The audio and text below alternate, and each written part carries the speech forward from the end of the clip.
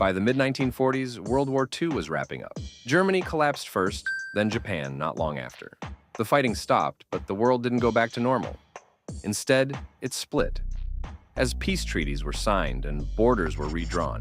In the East, the Soviet Union took control of much of Eastern Europe. Countries like Poland, Hungary, and others became part of what was called the Eastern Bloc.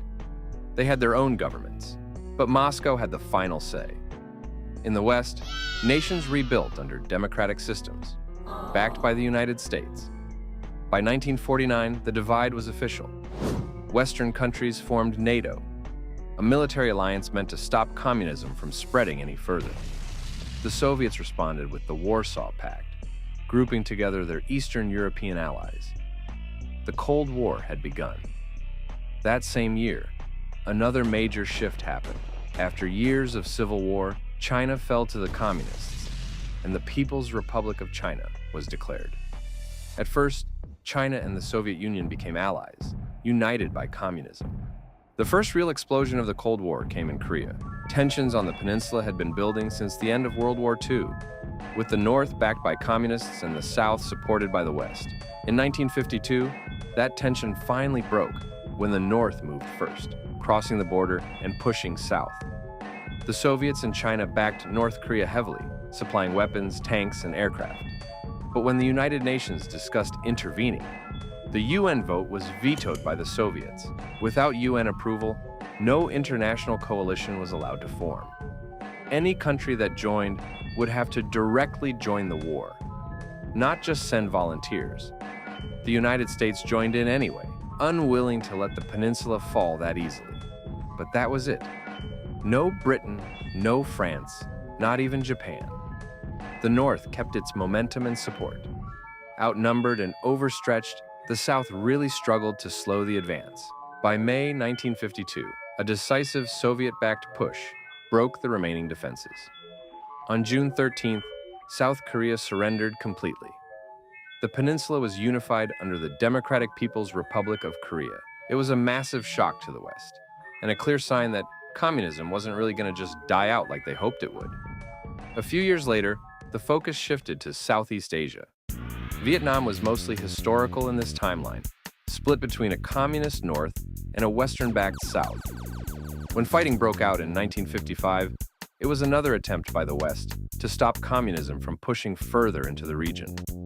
The war dragged on, pulling in nearby countries like Laos and growing way more complex. As you know, the Vietnam War lasted for a long time, 20 years to be exact, so we'll just keep on checking up on them every now and then. Around the same time, tiny cracks began to show inside the communist world itself. China and the Soviet Union were supposed to be close allies, but by the mid-1950s, that relationship started to fall apart. China wanted its own influence and its own path, while the Soviets still wanted their own control. Instead of unity, they really grew apart. From here on out, communist nations would be forced to side with one or the other. In 1958, Iraq went through a sudden shift. The monarchy was overthrown, and revolutionary socialist forces took control. Not long after, the new republic aligned itself with the Soviets. Another country flipped, and communism continued to gain ground basically yearly at this point. Egypt and Syria merged to form the United Arab Republic. Built on Arab socialism and Nasserism, the Union was meant to stand strong against Western influence. Unlike in our timeline, it didn't fall apart. Heavy Soviet backing kept it together, turning the UAR into a real long-term power in the region. And to the south, Soviet pressure in the Middle East intensified. Britain, already stretched thin, allowed Yemen to annex British-controlled territory in the south. Yemen emerged as a communist state, closely tied to both the Soviet Union and the UAR. It became another solid piece in the growing socialist network across the region. At this point, it was clear the Soviets were pushing, and the Middle East was one of their main targets. To be honest, in this timeline, America was just too occupied by the Vietnam War that was still raging on. Countries like Iraq and Yemen were not deemed unimportant in the grand scheme of things. But it was all part of the Soviets' plan. They continued to pick on weaker countries. In 1959, the Cold War hit close to home for the United States. Fidel Castro led a successful revolution in Cuba, overthrowing the old government with strong Soviet support. Almost overnight, the island literally shifted into a communist haven. For the Americans, this was way different. Communism wasn't just overseas anymore. A Soviet-aligned state now sat right off their coast. Panic washed all over the US, and as the 1950s came to an end, the Cold War was almost at a breaking point. But as the 1960s began, the world started cooling down in a way. European empires that had ruled overseas for decades were weakening, both politically and economically. Pressure built from all sides: protests at home, resistance abroad, and pressure from the UN. Across Africa and Asia, new nations began to emerge almost all at once. But independence didn't mean stability. These young countries were immediately caught between two sides, each offering support, weapons, and influence. In 1960, the West African Union declared independence from France. It chose a non-aligned path, refusing to fall fully into either camp. Even so, the country remained heavily unstable, constantly under pressure. The Soviets tested it again and again, but for now, socialism stayed out. Nigeria took a much harder stance. As soon as it gained independence, the new republic banned both communist and socialist parties from participating in elections. This move immediately angered the Soviet Union.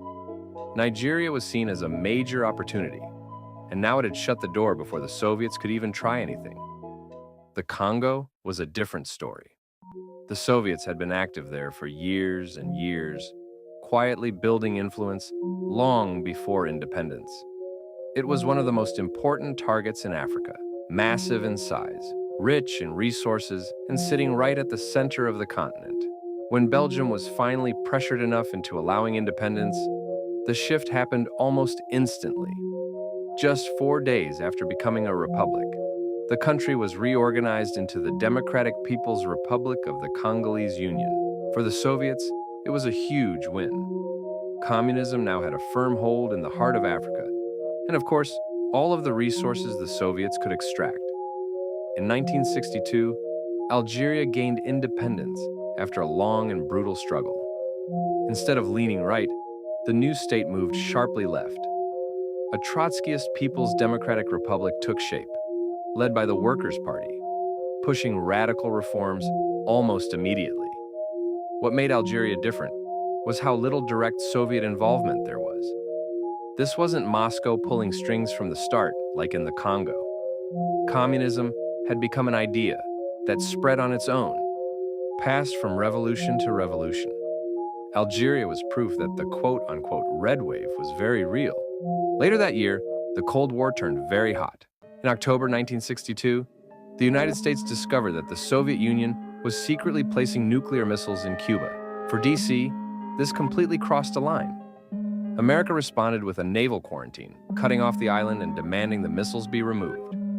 For days, the world watched as ships moved closer and tensions kept rising. No one knew if the next step would be nuclear war. For 13 days, both sides stood their ground. But in the end, the Soviets backed down and dismantled the missile sites. The US publicly promised not to invade Cuba and quietly agreed to remove its own missiles from Turkey. War was avoided, but the Cold War had reached a level where the entire world could disappear in under an hour. But the Cold War wasn't stopping anytime soon. By 1964, the red wave reached North Africa again. Morocco, still officially a monarchy, fell into deep ideological tension. Socialist movements gained ground, pulling the country toward the left, then into the far left, then in a socialist government. The Soviets were way more interested in Morocco than Algeria, so they undoubtedly played a role here. And by 1969, Sudan shifted quickly. What started as a republic soon turned into a socialist state, moving straight into the Soviet sphere. If things went according to plan in Moscow, Sudan was meant to stay there for good and would be another thorn in Ethiopia's back. That same year, Somalia aligned itself firmly with socialism. Locked in rivalry with Ethiopia, the country became another Soviet-aligned state in the region. Unlike our timeline, strong Soviet dominance prevented Somalia from drifting away later on. By the end of the 1960s, The Horn of Africa was so close to being firmly in the communist orbit. Ethiopia was just being too stubborn. The Soviets were investing heavily in Ethiopia, but somehow, they kept on pushing communism away. By 1972, Benin finally shifted. After staying firm against communism for years, a party led by the People's Revolutionary Party won power. Not long after, the country officially declared itself a Marxist-Leninist state. Another government flipped, adding to the growing chain of socialist states across Africa. The next year, tensions turned into war. Benin, now openly communist, was heavily supplied by the Soviet Union. Weapons, vehicles, training, everything needed to fight.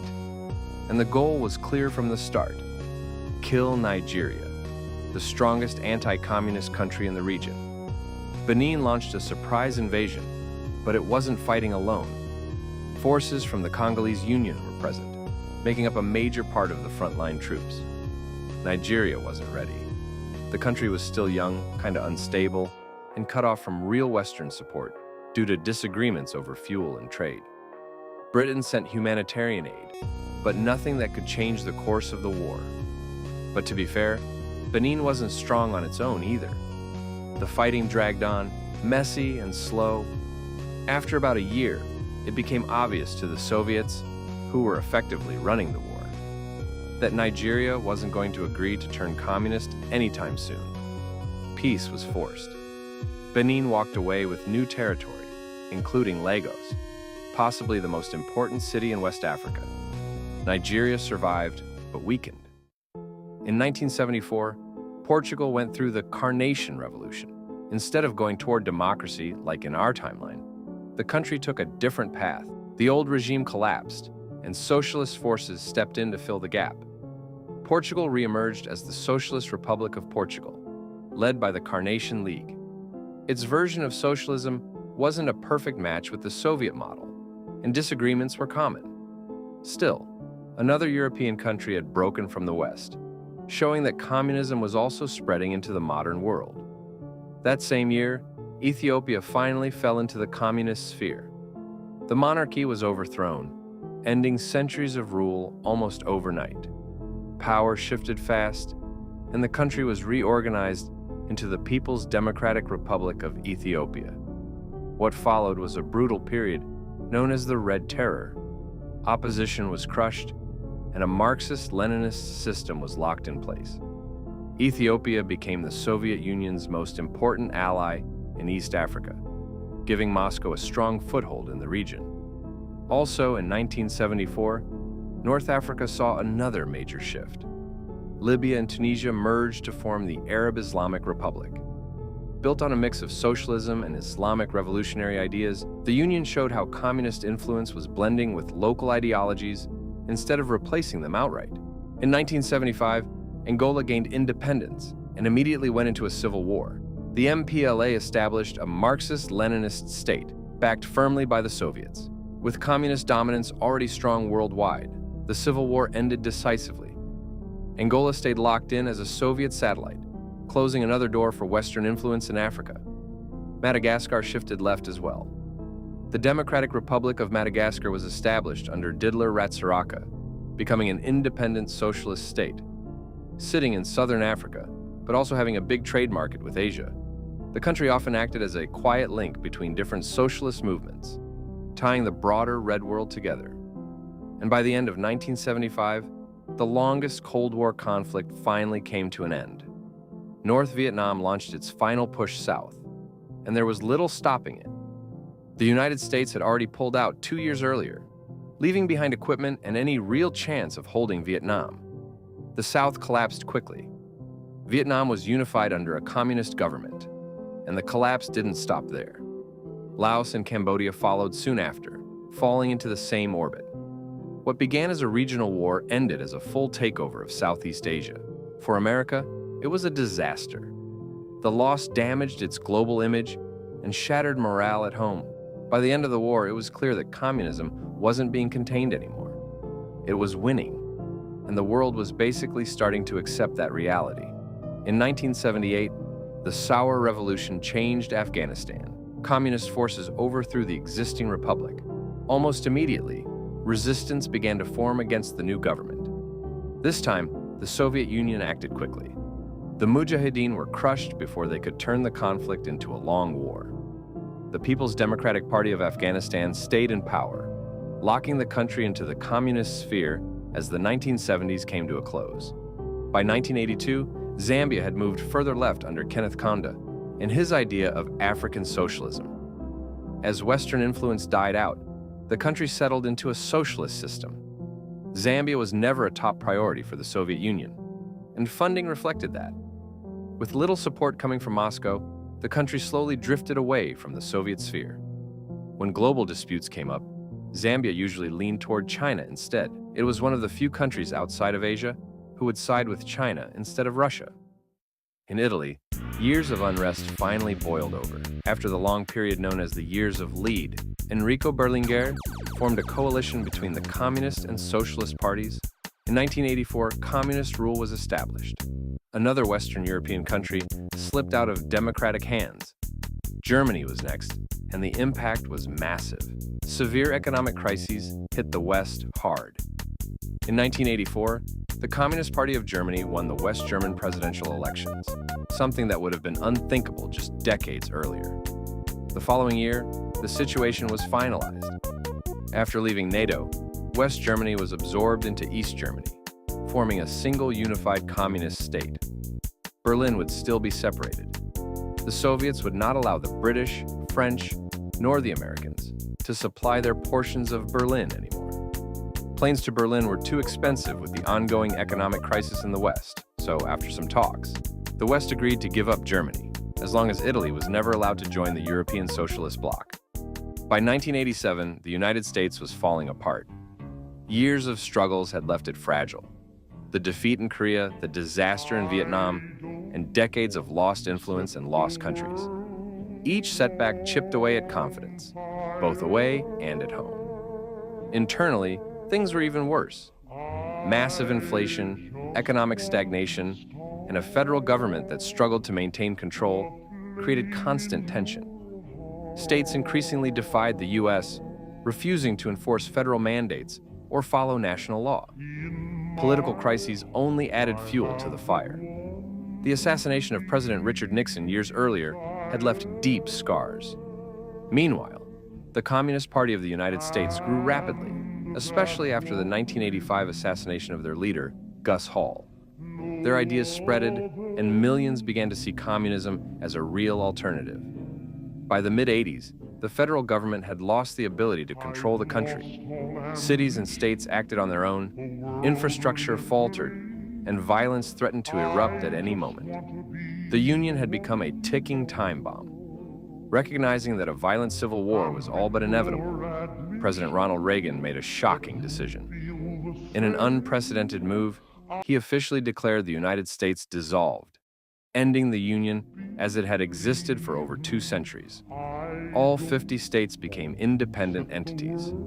Some merged into regional powers, like the American Republic and the UAPR, while others remained on their own. America had vanished literally overnight. The world was now truly red. The Union of American People's Republics formed in 1987 out west. It's a straight-up Marxist-Leninist state, led by Angela Davis. The founders were communists who fled from the chaos of the U.S. collapse, carving out a state where socialist ideas could run unchecked. The country isn't officially part of the Soviet bloc, but Moscow treats it as a close friend. In the Northeast, the American People's Commonwealth emerged a couple of years later, around 1987 to 1989. It's a socialist state guided by American Revolutionary Socialism under Noam Chomsky. The government is usually stuck or infighting, with the president and the Central Committee constantly clashing. But to be fair, the APC remains committed to its socialist principles. The Great Lakes Republic started as a confederation in 1987 and became a unitary democratic socialist state in 2001. It's led today by Melissa Hortman. The country leans left and stays relatively stable, focusing on local governance and social programs rather than international ambitions, unlike other countries. Down south, the American Republic claims it's the true successor to the old U.S. Led by Donald Rumsfeld, it's nationalist and anti-socialist. The government is tightly controlled, emphasizing law, order, and a sense of legacy from the United States before the collapse. Utah managed to stay democratic amid the chaos. Established in 1987, it maintained its independence and resisted influence from both socialist and nationalist neighbors. It's one of the few Western states that kept democracy alive, acting as a quiet outpost for liberals. Texas also reestablished itself as an independent republic in 1987. It shares the same nationalist ideals with the American Republic, but border disputes with them makes them rivals. A short war with Mexico forced Texas to give up some territory, leaving tension with their southern neighbor as well. Alaska became independent in 1987, but is more or less a puppet of Canada. With a small population and limited industry, the state relies on its western neighbor for support. Still, it holds formal independence and maintains a unique identity. Montana turned into a far-right fascist state in 1987, ruled by militias. Ben Garrison leads the state, making it a haven for white supremacist groups. Stability is rough, but the ideology is in control. The Union of Lincoln split from Montana in the early 2000s over ideological differences. Led by Richard Spencer, it follows a radical revolutionary path, pushing even further into extreme nationalist ideas than Montana itself, just without the white supremacy. The Midwest Union appeared in 1987 in the central U.S. It's centrist but politically unstable, claiming to be the true successor of the old United States alongside the American Republic. The government changes often, and the state struggles to stay cohesive amid regional tensions. Arizona is a small independent state from 1987, mostly acting as a buffer between larger regional powers. It's not a major player, but has survived by staying neutral and avoiding direct conflict with its neighbors. And lastly is the Republic of Hawaii. Ruled by Tulsi Gabbard, it is a democratic nation. It immediately drifted away from its American identity when it had its chance. By 1988, France was on the edge. Internal instability, combined with the collapse of the United States and the growing strength of the Soviet Union, pushed the country toward communism. And by the end of the decade, France had fully joined the Red Wave. France became a core member of the European Socialist Bloc. Its industry, culture, and politics were all reorganized around communist principles. Northern Europe didn't hold out much longer. The Benelux countries, along with Norway, Denmark, and Finland, fell under the same pressure. The Berlin Agreement would be broken once Italy joined the pact. But really, who could stop them? In 1989, Turkey faced intense Soviet pressure. The government resisted for a while, but eventually it gave up the territory of Kurdistan to calm tensions. The result was a new socialist independent state. Turkey itself stayed out of the socialist orbit, at least for now, but the creation of Kurdistan showed how far the Red Wave could reach when Western powers weren't around to stop it. In Africa, Malawi made a sudden leftward turn. The country underwent a socialist revolution as the region tilted entirely toward the Eastern Bloc. The shift wasn't violent on the level of war. It was more a matter of political alignment, with new leaders embracing the socialist model. By the end of the 1980s, Malawi had become a committed socialist state, tying itself to its neighbors and to the broader Soviet-backed network in Africa. The Red Wave wasn't just spreading, it had become the dominant force almost everywhere, and the global map looked very different than it had just 2 decades earlier. By the late 1980s, NATO was falling apart. With the United States dissolved and most members already gone, only Britain and Iceland were left standing. Without a strong Western anchor or funding, the alliance simply had no reason to exist anymore. Eventually, NATO was officially dissolved, marking the end of the big Western military alliance. Across Latin America, the map looked split. Big countries like Brazil, Argentina, and Colombia didn't all go socialist. Actually, most stayed as neutral as possible. But many smaller nations tipped towards socialism quickly, and the influence of new socialist powers like Venezuela and the Central American Federation continued to grow. The region wasn't unified, but there was definitely a trend taking shape. In 2002, Uganda finally joined the wave of socialist change in Africa. After years of instability, a revolutionary government took power, aligning itself with the quote-unquote New Left movements spreading across the continent. In the timeline, this would be the final country that turns communist or socialist in the lore. By 2010, cracks were starting to show in the communist world. Some countries had begun to question the old alliances and rethink who they trusted. Out of this tension, the Democratic Alliance emerged. It included Australia, New Zealand, Hawaii, Canada, and even Alaska. They were a final stand against global communism, trying to preserve a space for democracy and capitalism in a world almost entirely dominated by socialist states. The alliance was small, but it represented hope, a place where resistance was still possible, even as the Red World had reshaped nearly every continent. Even the biggest powers weren't immune. China and the Soviet Union were starting to clash even more than before, and some nations that had been loyal to Moscow began shifting toward Beijing instead. It almost looked like a new Cold War could be starting, one that the world had never seen before. The Red World had reached its peak, but even at its height, it wasn't perfect.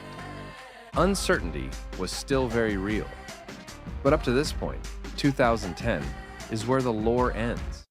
That's when you, the player, decides what happens. And now that you know the lore, what are you waiting for? Go play the mod.